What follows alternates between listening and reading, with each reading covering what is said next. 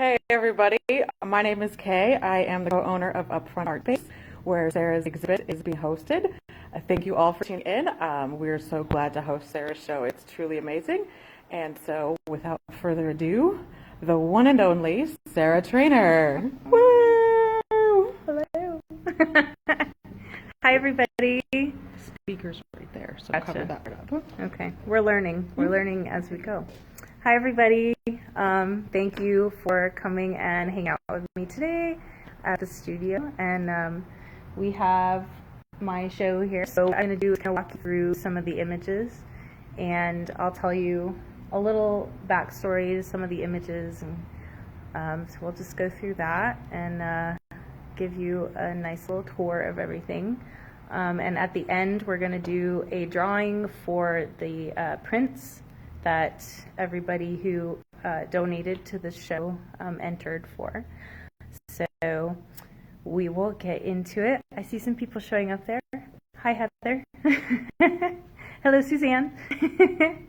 So we'll get started here. We have this lovely banner and bio that they made me, and it's beautiful. And then we start our show over here. I'm learning. We can flip it? Okay. We're going to flip it because you don't need to see me for this part. I'm going to apologize for the technical difficulties. That was why we were a late start, and that's why we're learning each other's phones. Yay! And if you hear cars in the background, I'm going to apologize for that too. We're located on a very busy street, and we can't do much about the cars driving by. So stay tuned. We're going to flip the camera. Oh, right there.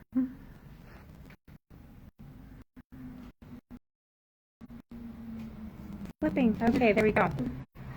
Okay, so we start here.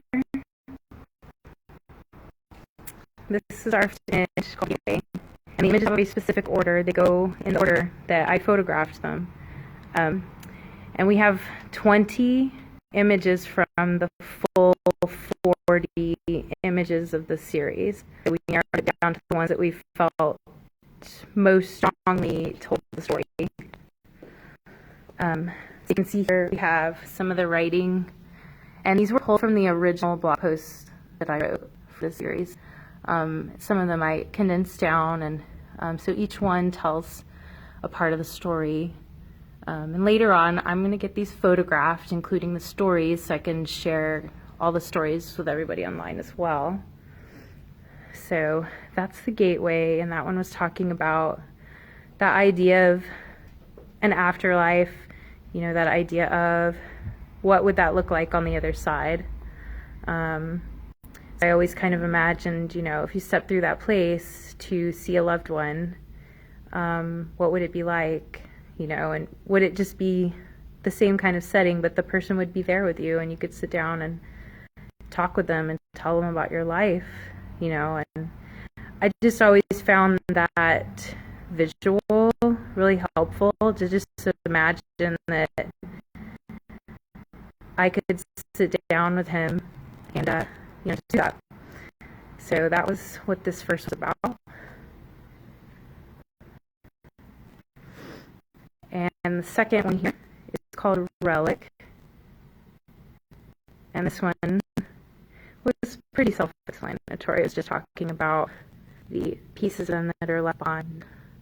And it was watch there.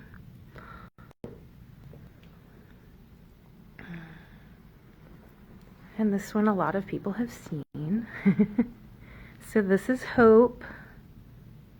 And Hope was talking about the idea that when you're in a really dark place, sometimes hope isn't very big. Sometimes it's this really, really small thing that is really hard to find and really hard to look for when you're focused on your grief, when you're focused on pain and surviving. And I remember when I was out doing this shoot, you know, just finding that tiny little flower, and it was out in just like a muddy pasture, and it just reminded me of that idea that when you are going through grief, you know, it's so important to keep looking for even the smallest bits of hope Because even that little bit of hope goes such a long way when you're really going through hard things. And this one is more kind of in that vein of the idea of mud and darkness. And this one was talking about from the standpoint of trying to climb out of the pit of grief and thinking of it as a pit that you fall into, and that at first you're trying to climb out and you can't, and you just keep falling back in and falling back in, and eventually you find other people and other tools that help you to climb out of it. So most of this is, in the writing here as well. So these stories are all reflected in the writing. So that one's The Climb. Hello, Judy. This one here is The Mask. And the idea behind this one was really talking about kind of embracing both sides of life during grief. So, you have the darkness, but you also have the light. And there are still those moments that make you laugh, that make you see beauty again. And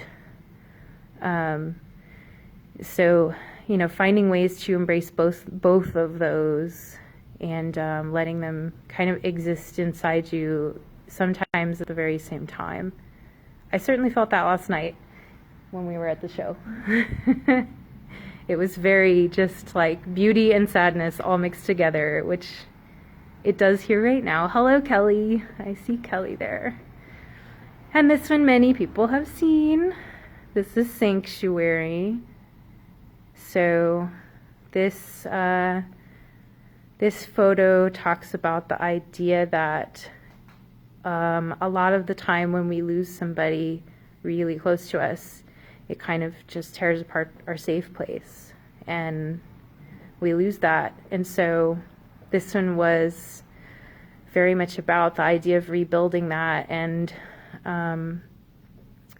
it was really helpful to me to imagine that that's what I was doing during grief, that I was building this new thing. And so it made me more mindful of, the type of people that I kept in my life, and, all the things I surrounded myself with. And that, even if that new nest was still a little bare, and, maybe it wasn't as full and lush as it was going to be, I was still in the process of building it.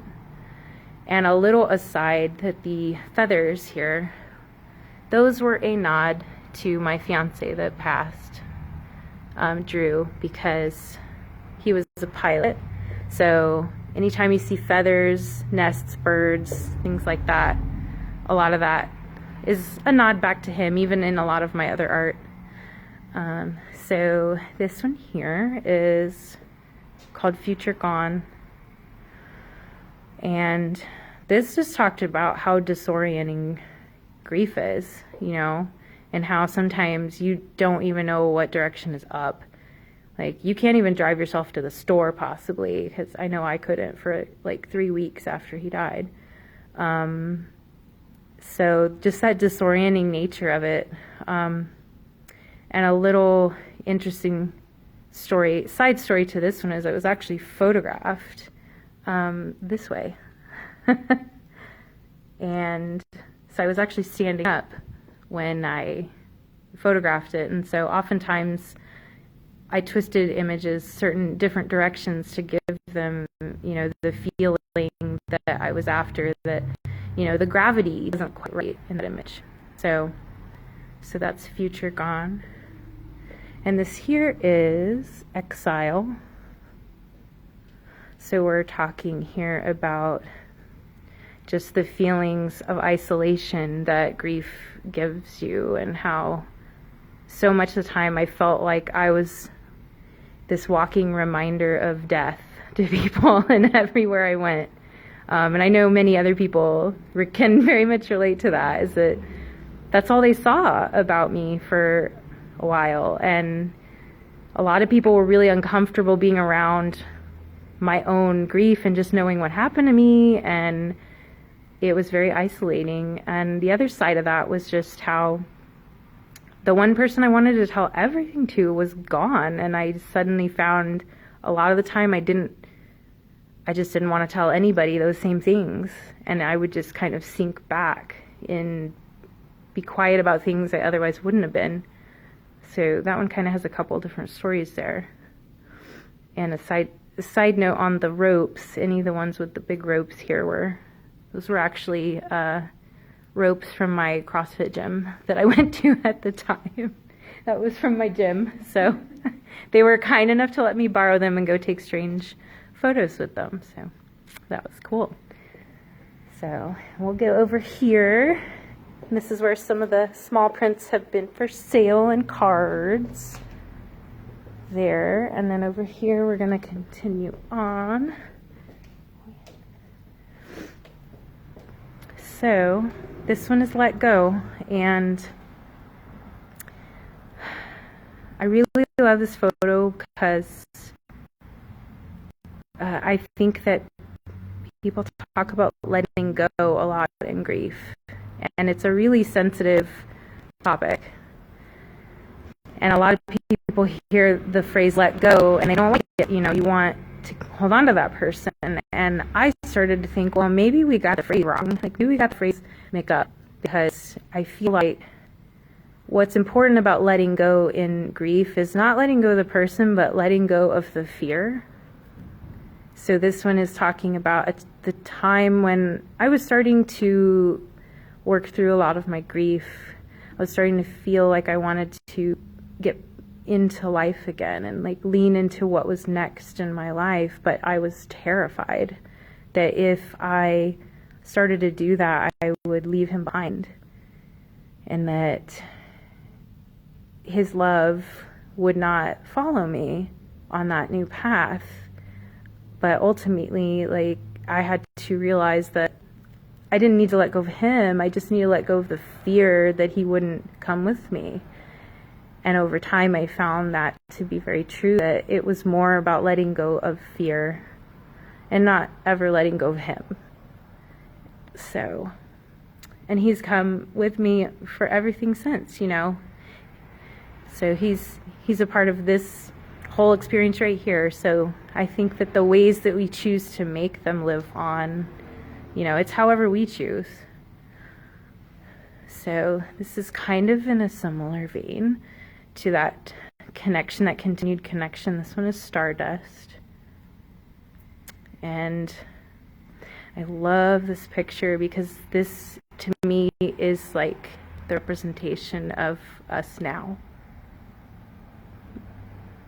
And I think that it's just a really powerful visual for the fact that we can always continue to have that connection to them and to their spirit and their soul and to the things they brought into our lives. So, hello, Beth. I see Beth there. And I have this piece down here that I wrote to go with it. It was actually a poem. And it says, "All the sands of time could not erase you from me. You are in my bones. In every rising sun, you are in the small graces that come to me, and in the way the wind whips through my hair.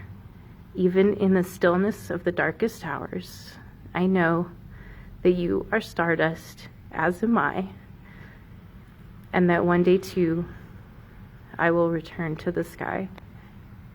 So I wrote a lot of poems around that time too, but this one I specifically wrote to go with this.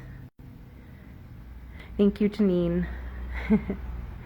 So now we go to Frozen. This is another big one. So these larger ones are 18 by 24, and the smaller ones are 11 by 14s. And Frozen was kind of capturing just that feeling of like when springtime hit. The first springtime after, he died, I remember just feeling like life was happening all around me, and I just felt dead. I just felt sleeping, hibernating. I just felt frozen on the other side of it. So I really felt like this image for me portrayed that feeling, but at the same time where you see the eye that's still open going through, there's that sense that you are still alive underneath there, and that eventually, winter will pass. Eventually that spring will come, and I just felt like that visual was such a powerful reminder to me that, it's going to get better. Because there's times when you don't know it's going to get better. And this one is Iron Will. And the piece I wrote about this was talking about I was starting to feel stronger, and I'd worked through a lot of my grief. And at this point, it had been about 2 years since he died. So I'd been going, lots of counseling, lots of therapy, lots of books, lots of work, lots of crying.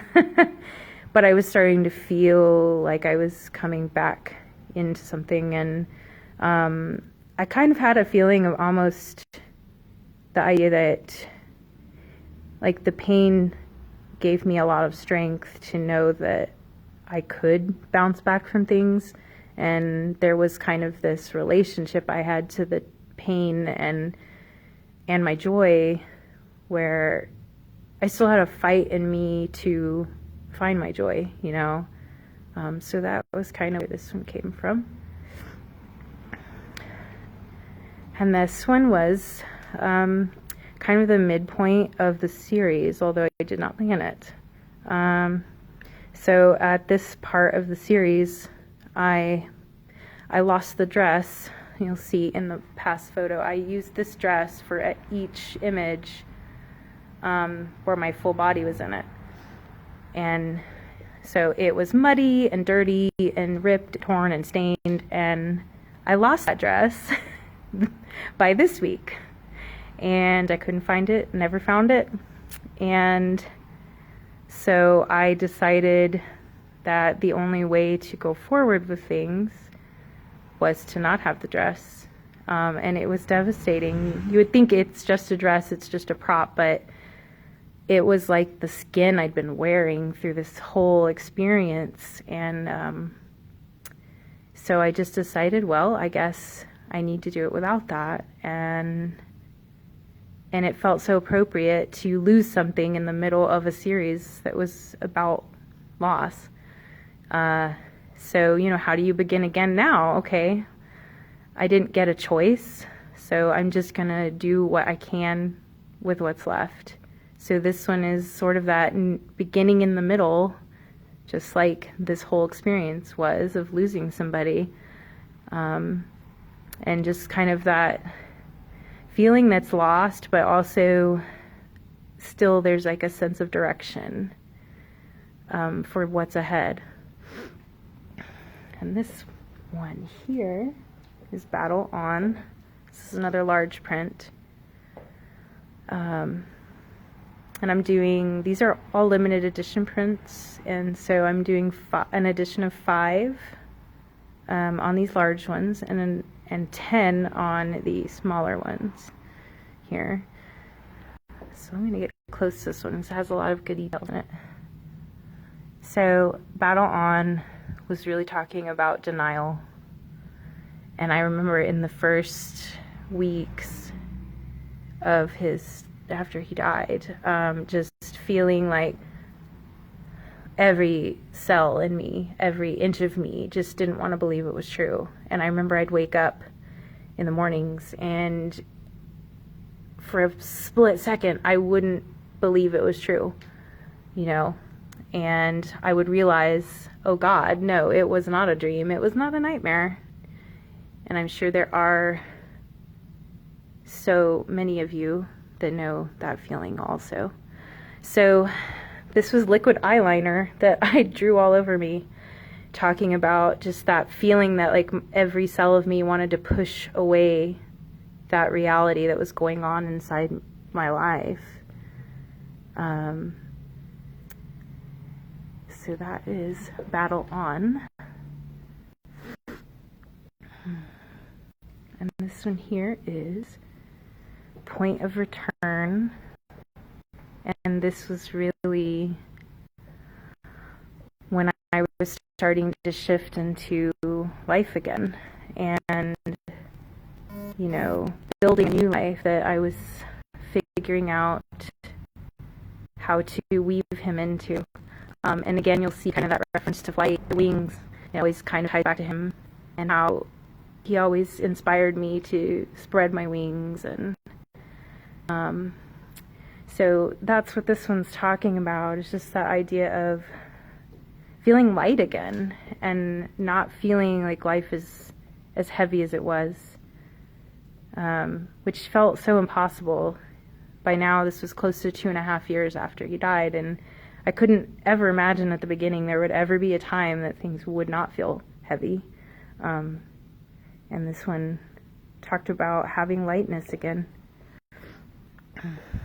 And this one here is Spirit. And Spirit was about that fire that's inside you, that determination to still have a beautiful life. And I can remember being so terrified when he died that,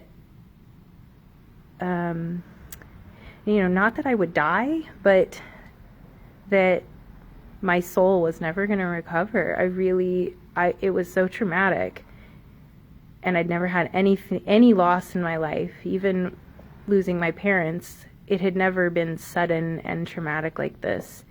And I just remember being so scared that I would just become this shell of who I used to be and that I would never be able to come back. And it was terrifying. Like, I felt literally scared for my life for a good while. But I also remember feeling really determined. And I remember in the very first few weeks after he died, just this voice in me that was like, you can throw everything you possibly can at me in life, and I'm still not going to stop believing that I can still have this beautiful life. Like, no matter what happens, I'm still going to have that fire in my eyes. And so it's kind of just about that human spirit and that idea that even in like the darkest moments of things that we go through in life, we have, humans have that like amazing fire in them to not give up. And we certainly know in a much bigger sense so much of that going on right now in our world.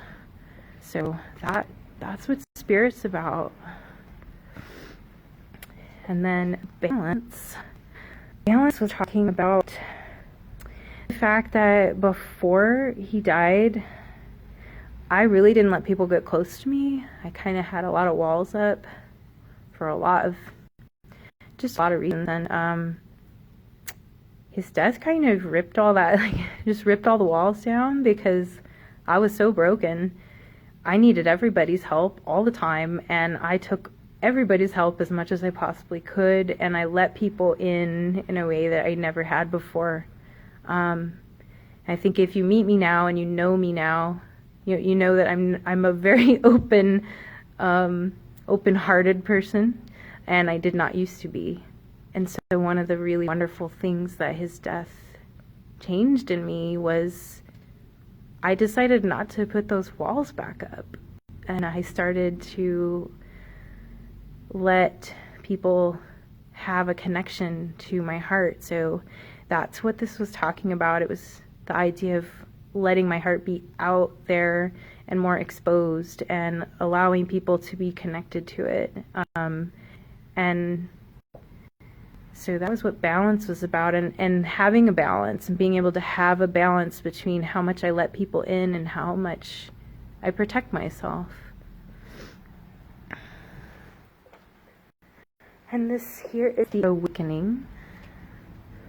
So when I shot this, I didn't really know that, I didn't think of it as sort of a Sleeping Beauty thing, but it obviously it's very obvious reference to that when you look at it. And it was at the time when, it's been about 2.5 years, and going through a time when I'm starting to wish for a new person in my life, and it became just this desire to have that, and less of a desire to, be in the past. And so this was kind of just talking about that moment in time where I'd really let that part of me stay asleep for, several years, because it was the hardest part to wake up, really. Like, I was really scared to lean into trying to date again, and what that whole thing was going to bring up. So but this was that time when I was realizing that she was still sleeping, but she was ready to wake up. And ironically, shortly after that time, I ended up meeting somebody. So I actually met somebody at a conference for widowed people. He had lost his wife, and it was through Soaring Spirits organization, Camp Widow. And so we met and we dated for a few months before I took this image of both of our hands. And I had the idea for this image at least a year before we did this. But I knew I didn't want to just use a random person to create this photo. I wanted it to be the person that was going to be the next person for my life. And it was probably very ambitious to think that at 3 months, but it's been 7 years and we're married now. We got married during COVID. So that was the photo that represented that new beginning, new person. And I always envisioned it as this, the two blood, and the idea of both of your darknesses coming together and supporting each other through the darkness. And that's what I wanted to find in somebody. So I kind of held on to this vision for all time, and meeting him, it just felt very obvious that that was the person that matched that vision for me. So that is the dance. And then this is our last image for the series here. And this is the Voyager. So this was talking about the moment when I decided to move to be with this new person in my life. We're halfway across the country dating, and I decided to go on this new adventure with this person. So this was being on the edges of that new place and about to step out into that big unknown. And the interesting part of this one was that it was 3 years the exact same week that I was packing up all my stuff to move. 3 years before that exactly, I was packing up in Dallas after my fiance died and leaving. And so it was just this surreal place that now I'm doing the same thing for very different reasons exactly 3 years later. And it felt like living in the past and the present all at the same time, and existing in like two different parts of my story. But it was just beautiful. And I hadn't planned that this would be the final image, and I was planning to continue on until I realized that so my now husband at the time, we were talking, and he said, well, maybe that's the final image, because it's this, this moment of embarking on something new. And I sat with it a long time and realized that, that did feel like the right place to stop and conclude the story, even though, of course, the story has gone on much more since then. But that was kind of the idea behind the Voyager. So that is all of our images. So I'll do a little pan here. And I think I'm going to hand this back over to Kay here. and flip you around so we can do drawing, because we have that too. So we'll go grab stuff. Yeah, thanks everybody for watching that, and thank you, Sarah, for sharing your story. That's very powerful. It's very moving, and I am definitely not teared up. I don't know about you all, but it's dry in here. I have allergies. I'm not crying. I promise. So yeah, here in a couple minutes, Sarah's going to get ready to do some drawings and some giveaways. So just hang tight, and we'll be rolling along with that. You all set? Yep. All right, here we go. Camera flip number 2. Good? No, there we go. Now we're good. Good? Okay. So we're going to do the first drawing, and these are the people who donated to my Indiegogo fundraiser, who all of these beautiful frames that you see here helped me to get together. So our first drawing, there's going to be 3 winners for, it's going to be for a 5x7 print of Sanctuary. And so we're going to do 3 of those. So we have Anna Bonestell. I hope I said it right. I'm not actually sure how to say her last name. So Anne Bonestell. She's got 1. So you get 1 print of Sanctuary. Great. And we have Heather Tinkman. So she gets another also of the same print, Sanctuary. And the third is Lynn, I think it's Luukkonen, so I might have pronounced that wrong, but Lynn Luukkonen is our 3rd winner for the Sanctuary print. And I'll be emailing everybody who wins as well. So you'll get an email from me.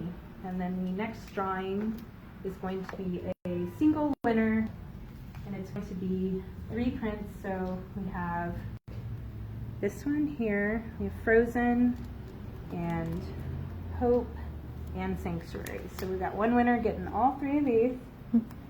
So let's see who our lucky winner is. Oh, the pressure. Sue Connor. Oh, yay.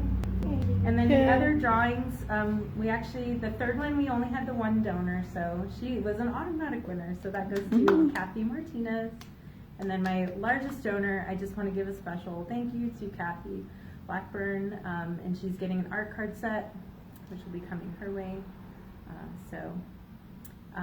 I think the only other thing I could think of to say is if you are interested in purchasing any prints, you can contact Upfront Art Space directly, and they are on this event, so you can link over to their page from there.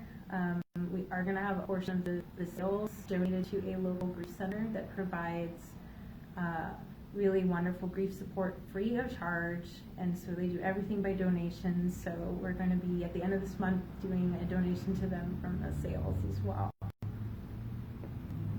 So I think that's about it. You guys have anything else to share? I'm gonna. Yeah.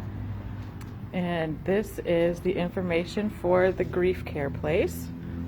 They are located here in Stowe, Ohio, which is just the next city over from Cuyahoga Falls, where the gallery is located. And their mission is to provide a safe place where grievers gather together under the guidance of trained facilitators to educate, encourage, and uplift each other throughout the healing journey. So if that sounds like something you're interested in, check them out. And yeah, a portion of the sales will be donated to that. And thank you everybody for tuning in. We can be found, and shout out to all of Sarah's donors who helped make this exhibit look as lovely as it does. Hooray! Yay! Love it. Thank you all. All right, I'm going to flip this back around. Thank you, everybody. Thanks so much. You can contact us through Sarah directly or through our pages. It's Upfront Art Space on Facebook, Instagram, or you can email us, upfrontartspace@gmail.com. Thank you, everybody. Bye. Thank you so much. Bye.